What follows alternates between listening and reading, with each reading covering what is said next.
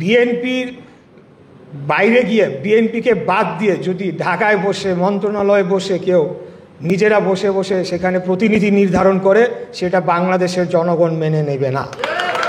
বিগত 17 বছরে খুনি স্বৈরাচারী ফ্যাসিস্ট হাসিনা সরকারের আমলে অন্য সকল সেক্টরের মতো ক্রীড়াঙ্গনকেও যেভাবে দলীয়করণ করে ফেলা হয়েছিল এবং একটি দলের পকেটস্থ করে ফেলা হয়েছিল, সেখান থেকে বের হয়ে এসে বাংলাদেশের ক্রীড়াকে আপনারা এগিয়ে নিয়ে যাবেন এবং যুব সমাজকে যে ভয়াল মাদকের যে একটা থাবা বাংলাদেশে এখন গ্রাস করছে, সেখান থেকে উত্তরণ ঘটানোর জন্যে এই সংগঠনটি ক্রীড়ার বিকাশের মাধ্যমে গুরুত্বপূর্ণ ভূমিকা আগামী দিনে পালন করবে। এর পাশাপাশি এও বলতে চাই, এই সংগঠনের মাধ্যমে বাংলাদেশের আন্তর্জাতিক পর্যায়ে আমাদের যে ক্রীড়া টিমগুলো রয়েছে, সেই টিমগুলো আমাদের আরও ভালো ফলাফল বয়ে আনবে এবং বাংলাদেশের মুখকে উজ্জ্বল করবে, সেই আশাবাদ ব্যক্ত করতে চাই। সর্বোপরি আমি যে কথাটি বলতে চাই, আপনারা ইতিমধ্যে শুনেছেন যে ব্রাদার্স ইউনিয়ন ক্লাবের আমি আহ্বায়কের দায়িত্ব পালন করছি আহ্বায়ক হিসেবে, এবং এর মাধ্যমে বিভিন্ন সময় যে ধরনের কর্মকাণ্ড হচ্ছে সেই বিষয়ে বিভিন্ন সময় ওয়াকিবহাল থাকছি।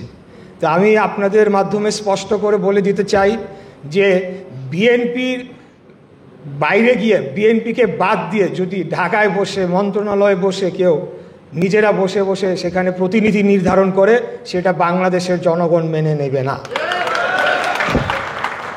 বিগত 16-17 বছরে আমাদের বিএনপি করার ফলে দক্ষ সংগঠকদেরকে যেভাবে বাদ দিয়ে দেওয়া হয়েছিল, যেভাবে নিপীড়ন করা হয়েছিল, যেভাবে বঞ্চিত করা হয়েছিল, সেটার ফলশ্রুতিতে আমরা দেখেছি ক্রীড়াঙ্গনে কী ধরনের একটা প্রভাব পড়েছে।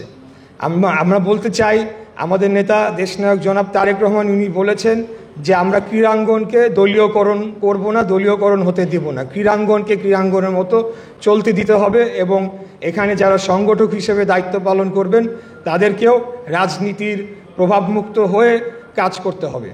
অতএব আমরা যদি বিগত হাসিনা আমলে রেখে যাওয়া যে ব্যবস্থা সেটির পরিবর্তন আনতে চাই, তাহলে সবচেয়ে অগ্রণী ভূমিকা বাংলাদেশ জাতীয়তাবাদী দলের সাথে সংশ্লিষ্ট সকল ক্রীড়া সংগঠককেই এই পদক্ষেপ নিতে হবে এবং আমাদেরকে এই ক্রীড়াঙ্গনকে সংস্কার করে আগামী দিনে একটা নিরপেক্ষ যে ক্রীড়ার ক্ষেত্র তৈরি হয় সেটিকে আমাদেরকে নিশ্চিত করতে হবে।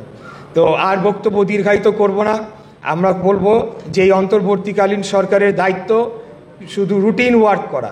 তারা যদি এখানে কোনো দুরভিসন্ধিমূলক উদ্দেশ্য থেকে থাকে যে তাদের বাছাইকৃত লোকদেরকে তারা বিভিন্ন জায়গায় তারা সেখানে নিয়োগ দান করবে, তাহলে সেটার বিরুদ্ধে কিন্তু জনগণ অবশ্যই প্রতিবাদ করবে, আমরা সকলেই প্রতিবাদ করব এবং আমরা তাদেরকে এভাবে আমাদের যে বিভিন্ন বোর্ডগুলো রয়েছে, বিভিন্ন সংগঠনগুলো রয়েছে সেগুলোকে দখল করে ফেলবে, সেগুলো আমরা হতে দেব না। এটাই আমাদের আজকের প্রতিজ্ঞা হোক। এই যে অ্যাসোসিয়েশন রয়েছে এই অ্যাসোসিয়েশনের একটি এজেন্ডা হোক, এটা আমি দাবি জানাচ্ছি।